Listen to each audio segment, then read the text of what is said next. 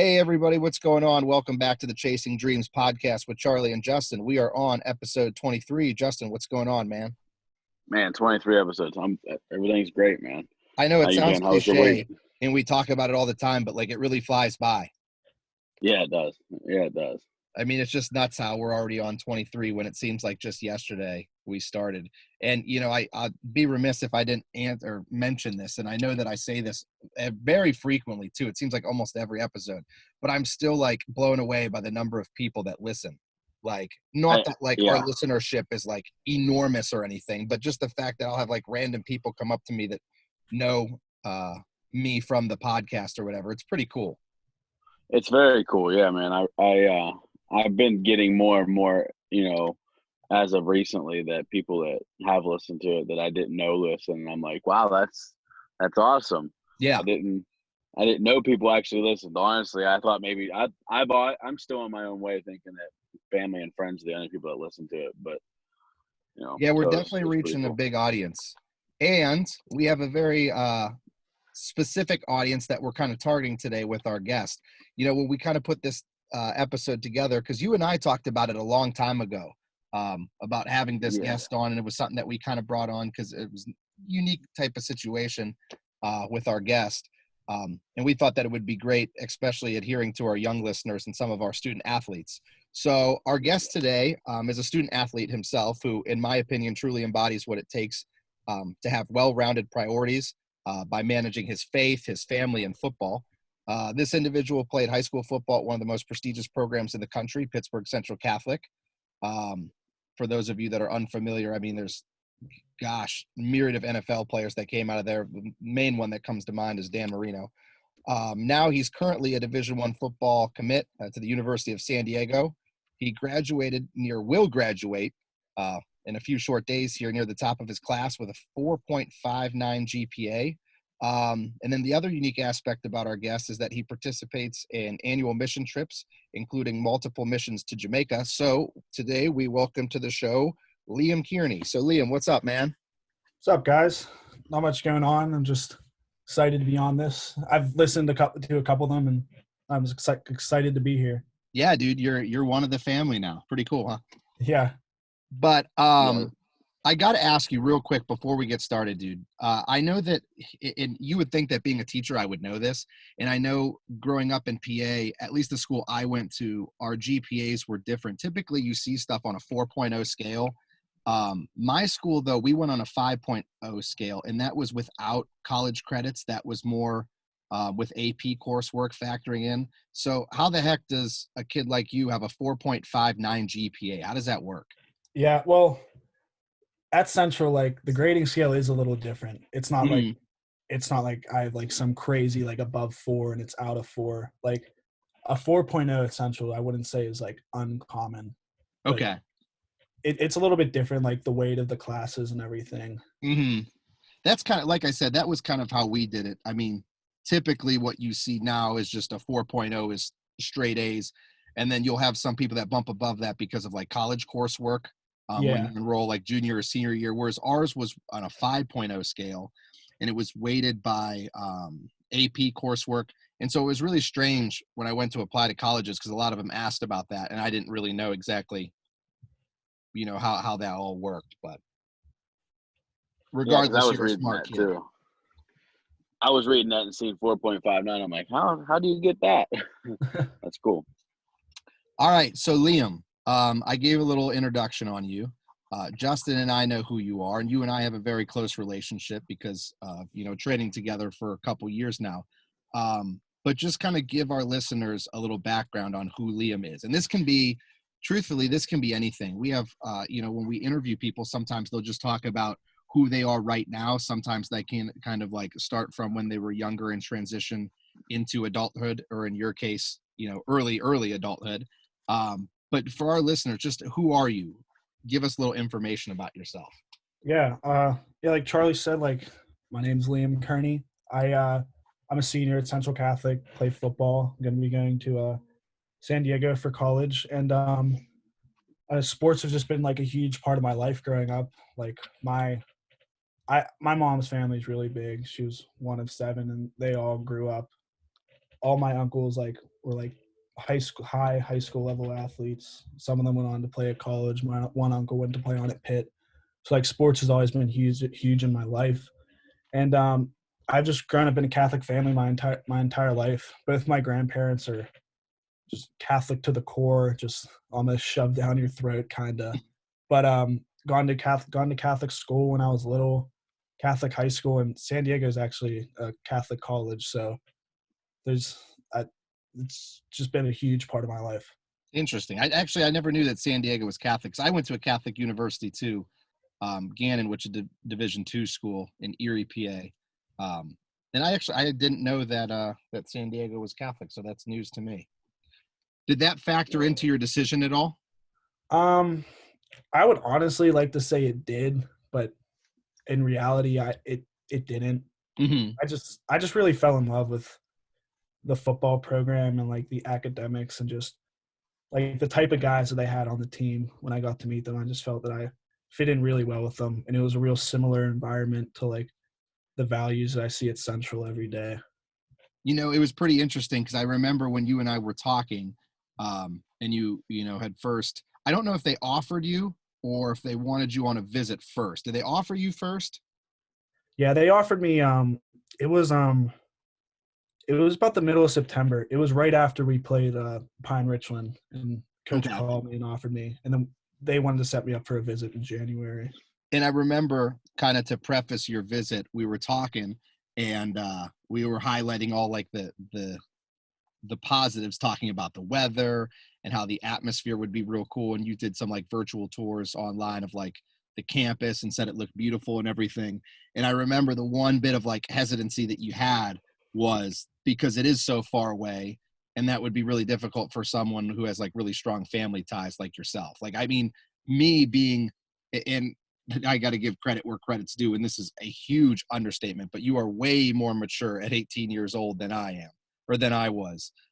So I don't know if I could have been that far away from my family for that long. Like, I was only, 40 minutes from my family, which for me was comfortable because it was distant enough to where I wasn't feeling like I was going to school in my own backyard. But it was close enough to where if I needed anything, I could just drive home that night. Whereas you, I mean, if you need something, you're not going to be able to drive home right away. So how are you looking forward to this in regards to your family? Like, what do they say about it? Do you guys have like plans in place for your family to come out and spend a lot of time with you? Yeah, well, I had an uncle that used to live out in San Diego, so like my whole family's like we go there for like summer, it's like a summer vacation and stuff, and like we're real familiar with the city. Like I've been out there like 5 or 6 times in my life, but like it is tough and it is far away. But I guess the one advantage too is that their conference they get to play all over the country. So like they play games at Dayton or like Marist up in New York, and so like those will definitely be games that my family will be able to come to. But I'm just so fortunate that my parents are allowing me to go out there because they're technically not a scholarship program for football, and Mm-hmm. so they're they're still helping me out with my tuition, flight tickets, and everything. So it is going to be hard from them.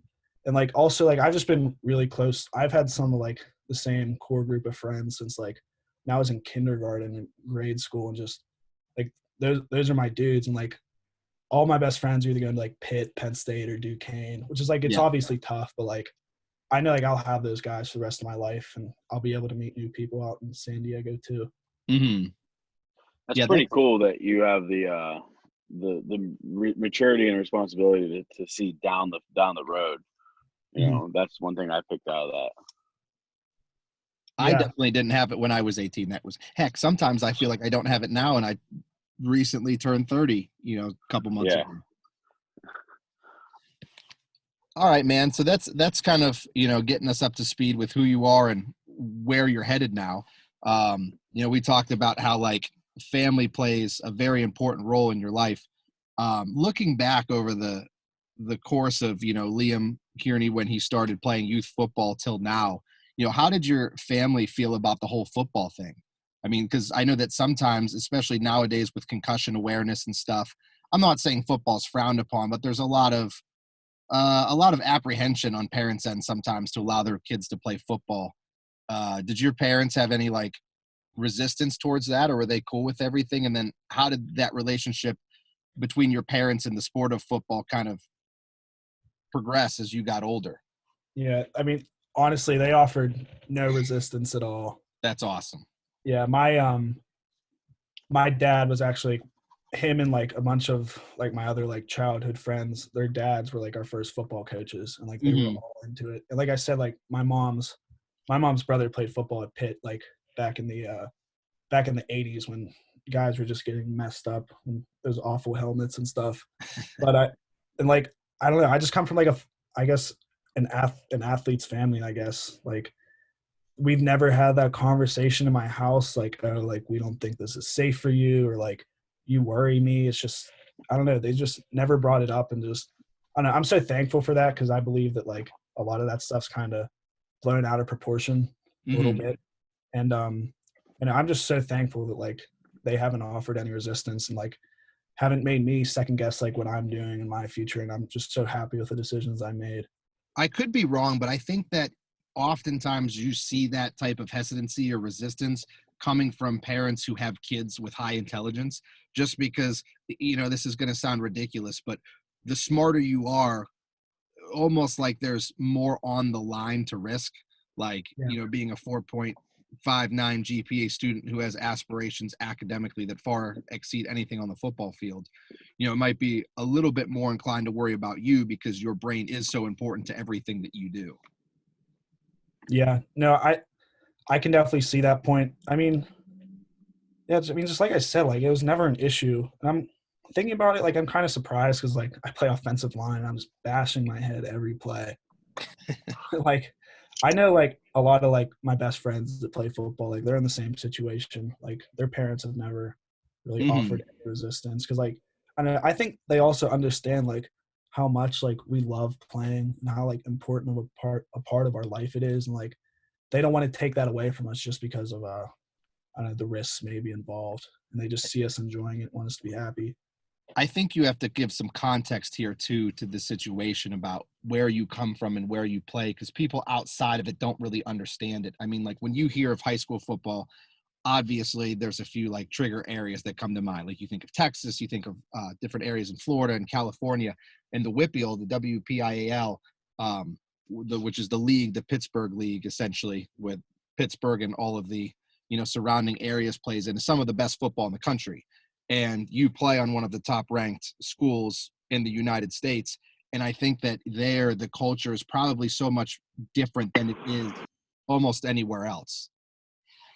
Yeah, no, I definitely agree with that. I mean, I'm so thankful that like I get to play the game because of my parents. Like I said, like I'm even more thankful that I get to play like at a program like Central, just old school physical football. We throw the ball 10 times a game, just run up the middle. I mean, I just love it.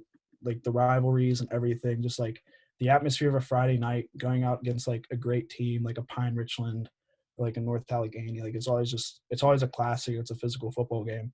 I just, it gives me chills, like thinking about like, it's like all over now, but there's better things ahead.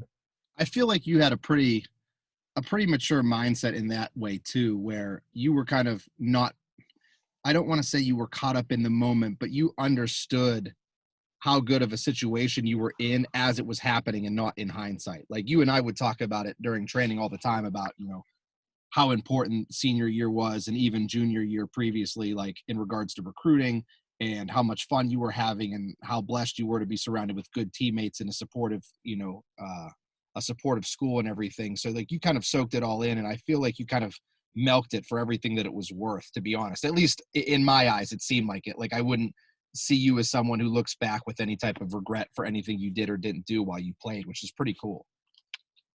Yeah, no, I can definitely agree with that. But also at the same time, like I think like all our coaches, like a lot of them were former players there. They would always say like we give off our left arm to be able to your guys' age and still playing. And like at the time, like that you kind of soak that in, like when you're like making those memories and like on like a Friday night and stuff like that. But, like I feel like you can only soak it in so much, and like there's no way it satisfies like how you are after, like just looking back. Like I miss like the dog days of camp when I'm just exhausted walking back walking back into the locker room, just feeling like I'm going to pass out. Like, I miss things like that more than anything. Mm-hmm. And Justin and I have talked about that Yeah. on a bunch of episodes, whether it was like with my prep or his weight loss, just how Justin, you and I kind of like enjoy the suffering aspect of everything we do, fitness related, just, and even outside of fitness, any type of struggles kind of welcomed in our eyes, just because it makes you feel like you're getting better and you're progressing and doing Yeah, something worthwhile. it definitely makes you feel like you have something to learn every day. And that's how I look at it. Like, if I put a workout in and it's not hard, and I'm not like you said, the dog days where you're dragging your feet, and in the moment it's like, man, this sucks. But 10 minutes later, you're like, wow, that was awesome. If I don't have that feeling, it wasn't a good workout. So yeah, I understand exactly what you're saying. Yeah, it feels even better too, like when you're walking back to the locker room with your team and you know they're doing the same thing, and then like you're dragging yourself into the shower, then up to lunch. I don't know. Those are some of just my favorite memories.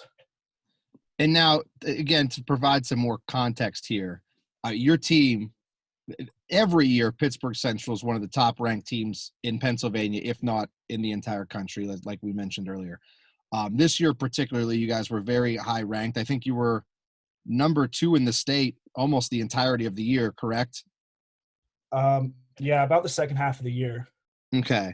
And then just to kind of provide some information, how many guys eventually or not necessarily signed, because you had some underclassmen as well. How many kids on your team, including yourself, had Division I offers? A lot of schools at what I would call like a quote, a normal school are lucky to have, one guy that has a Division I offer. And how many did you guys have? This year's team, at least 14 or 15, I would say, including like Unbelievable. That's juniors incredible. guys. The pedigree. Yeah, Yeah. it's unbelievable. And I can attest to it too from watching you play a lot, several times. I mean, I probably watched half your games this year. Just the talent that's all over the field. And I think that not only with your program, but the league you guys play in, like you said, every week is murderer's row for you. It's not like you guys are getting very many weeks off. I mean, you're playing some of these powerhouse schools like Pine Richland that have, they have almost as many Division I athletes as you guys do. And so like the pedigree that comes along with it, and then all that stuff's incredible. But do you ever find that because you guys are so great and you are so talented and your schedule is so hellacious, do you ever feel like that there's maybe more pressure on you? And then maybe it could be self-inflicted, maybe it could be community-based, maybe it could be from your parents or from other kids to perform. I mean, how did you view pressure?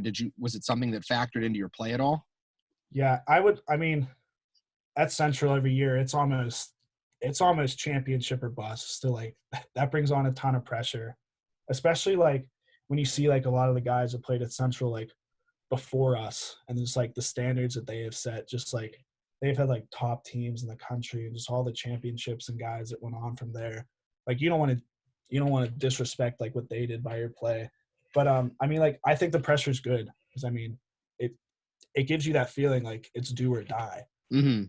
Like after when we lost to North Allegheny that game, like that really hit us. Like we're like, man, like this is do or die. We really have to pick it up from here. Then after that, like practices just got so much more intense. Just everything became so much more serious, and everyone was so much more invested. And like I honestly think like if we didn't lose to North Allegheny, like I don't think we would have won the Whitfield Championship and played as well we did down Yeah. the season. And I think like that all stems from the pressure that's put on at the beginning of the season. It's like I remember at the beginning of the season we were like we have certain goals. Like our ultimate goal is to be we want to get to St. Joe's and get our shot in Hershey. Mm-hmm. That's a ton of pressure when you think about it.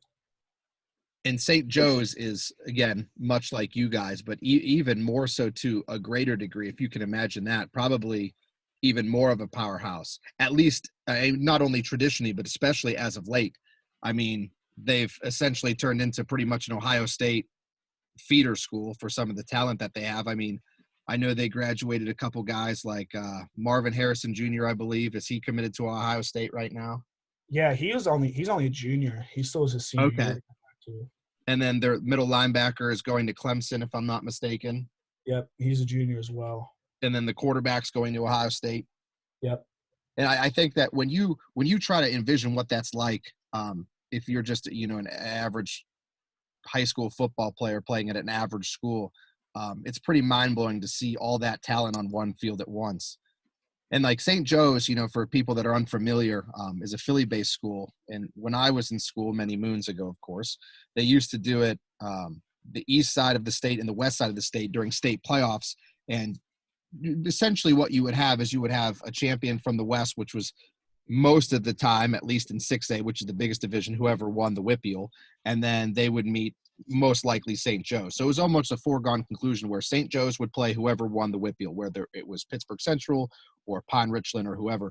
And when did they change it, Liam? So now that they don't do like an east side, west side, it kind of gets shifted around. I'm not really sure how they determine it. Do you have any idea how that works and when it started?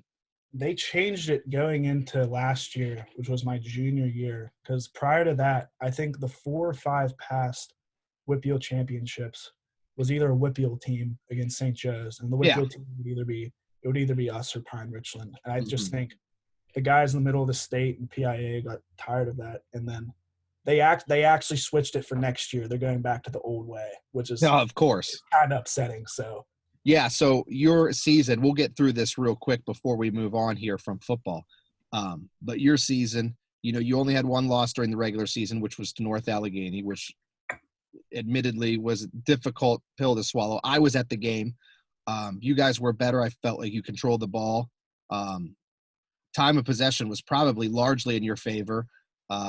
Couple special teams miscues down at the end, and it cost you guys the game where they went for a 2-point conversion with a couple seconds left and ended up beating you guys by 1 point, which was a gutsy call to say the least. Then you go on to playoffs, kind of railroad your way through Whippeal onto the championship, and go a couple rounds in the state playoffs, face State College, and you guys were down. I was at that game. I traveled to that game a couple hours. You guys were down. Gosh, was it 21-0 at one point?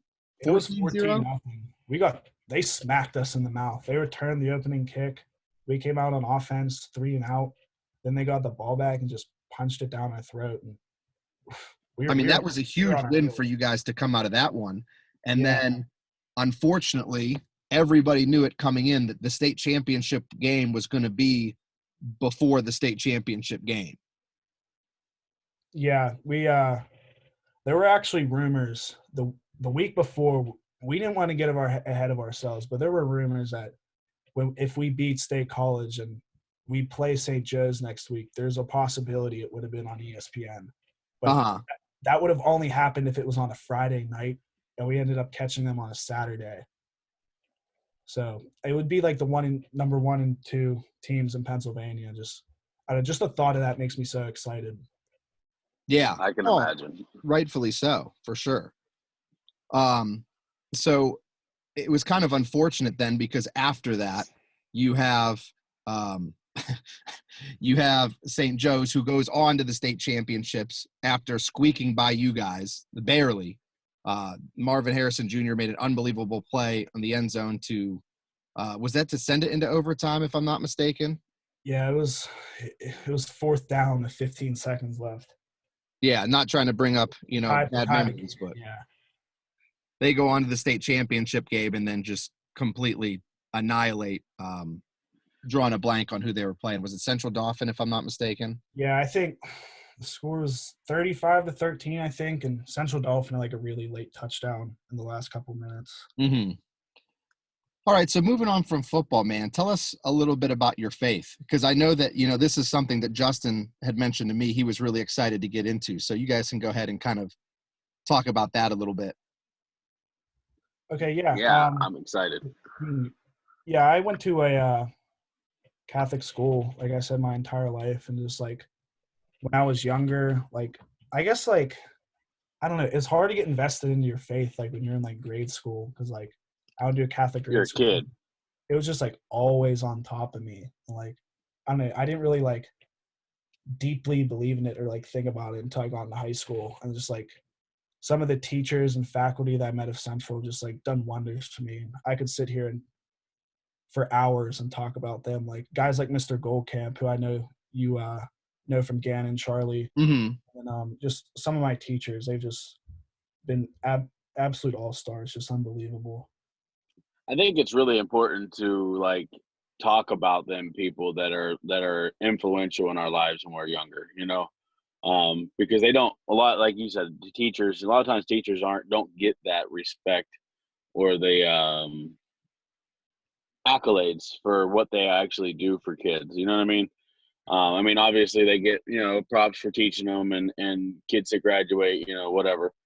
But like somebody that makes an actual impact, you know, like people don't get talked about like that very often. Yeah, no, my my freshman religion teacher actually, who's just been his name's Mr. Dan Gallagher. He's been the guy that's organized like my Jamaica mission trips and everything. And a couple weeks ago, we actually started like this like group. It's like we've done it on Zoom lately, and we just like there's like 6 guys and stuff. Like we just get together and just talk about like manhood and like faith like in our life right now, and just having people like that in life that aren't just trying to push you through, but just are completely invested in like you as a person instead of like a student or an athlete. It's amazing. Yeah, I because agree. those are the types of relationships, Liam, that I'm assuming will continue beyond high school. I mean, you'll have some coaches, not that I'm kind of putting down any type of coaches, but sometimes, you know, you have a super strong relationship with them, which is phenomenal. But then once you graduate, naturally you gravitate away from them and you lose touch with them. And it's not just your coaches, it's your teachers, it's your teammates, your classmates. I mean, it's only logical to think that you're not going to remain super close with everyone, but people like that, the few teachers that stick out, can be unbelievably impactful and kind of create relationships that last forever. Yeah, I like I said, like I've just been so blessed to just go to a school like Central where like there's people, all the teachers are like that. I mean, going to a private school, like being a private school high school teacher obviously is not the best pay at all, and they just do it out of the goodness of their heart. And Mhm. a lot of them are Central alums. Like they come back because they just love the place and they love the students. And I don't know, I'm just like I said, like I'm just thankful to have people like that in my life that just care so much. Now, this That's is kind awesome. of where we wanted to talk a little bit about the whole theme of the episode, because the reason we wanted to have you on is, aside from many things, is we kind of wanted to pick your brain a little bit and kind of give some advice to our listeners on how well rounded you are and how you maintain that type of priority list, how you're able to create balance in your life doing all these, you know, countless things like going on these mission trips and you know, having football. And obviously it's not just football in the normal sense. You're playing for one of the best programs in the country and now you're a Division I athlete. Again, grades, yeah, grades are great, but you have a 4.59 GPA. So how are you able to do things at such a high level and maintain priority in your life? Yeah, I'm really interested in hearing the answer to that question. I know Just it's a very loaded question, so I'm throwing a lot at you there. yeah, I've just super busy, honestly. Like there's just been countless late nights where like I get home from football and just I'm up like late nights doing homework. Like you just have to get it done. I don't. I guess like it's just like a subconscious thing. We're just like I don't know. I just have to get this done. It's almost I don't know. It's just weird. It's just I don't know, a lot of naps, I guess, because my sleep schedule will be so messed up sometimes. And like I would say like it's not as hard as like when you can get it into a routine and like it just becomes like a part of your daily schedule. You just do day after day. And like when you Yeah. kind of think in that mindset, like there's obviously that temptation that's hard to fight, like, oh, I'm just going through the motions. But like that's definitely the hardest part about it is being able to like fight each day and just try to make the most to be completely invested in this slot of time to what you're doing. And like I mean, there's obviously been like some compromises with things with like grades and like faith and like football and everything, but like I've tried my absolute best to just keep that to a minimum. And like I just said, like it's just super busy. Like there's days where just like we'll have like a Sunday night meeting for like a mission trip and like Sunday's like one of my only days I get off and like I'm just like, man, like do I really have to go? Just like Yeah. stuff like that. Yep. Because you So and I the train every Sunday, and when we train on Sundays, it's several hours very intense. I mean, I don't think there's ever been a time where you've, shown signs of slowing down or not wanting to come or whatever. I mean, every time you don't come, there's always, a specific definitive reason on why you can't make it. Yeah, I mean, like it's not nearly as bad now. Like after my senior season, and we don't have like the weight program and everything. But like during football season, it's 100% of my time Monday through Friday between school and sports, and then Saturday mornings, and just like I said, like Sunday's like my only day off, and just Mm-hmm. and it is difficult to try to kind of bring that energy into everything. Like even like a Sunday workout, and like knowing I have to go home and like relax a little bit, and then get back on top of my homework and hit the week again. Yeah, for sure. For sure. I liked your first thing you said there, where you just have to do it. Like, you know what I mean? Like, I say that all the time. People ask, how do you keep going? Like, 15, 18 hours a day, and then, work 14 hours, and then work out, and then meal prep. And it's like, because you have to. Like, I like that you said that. That was cool. Yeah, I So mean, go ahead, it's Liam. I'm sorry. it's just being busy and putting into a routine, and just trying to be invested in what you're doing 100%. Yeah, investing in the return that you're gonna get later.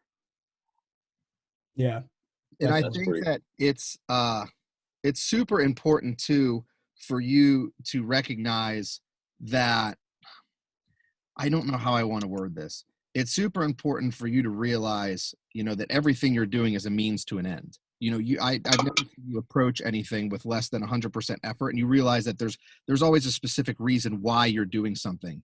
And for someone as young as you to be able to identify what his why is, I think that's huge, hugely important. Yeah, no, I agree. Like a lot of things are means to an end, and like I honestly think it'd be impossible. It'd be it'd be impossible to complete, or very difficult, if like you didn't find the fun and oh, my bad there. If like you didn't find the fun in like the process and the grind and everything, like I'm gonna use football as an example because like I don't know, I think sports is just like an amazing metaphor for life. Like I enjoy like going to work every day with like my best friends at practice, and like being able to see them every day, even though like we did win a WPIAL championship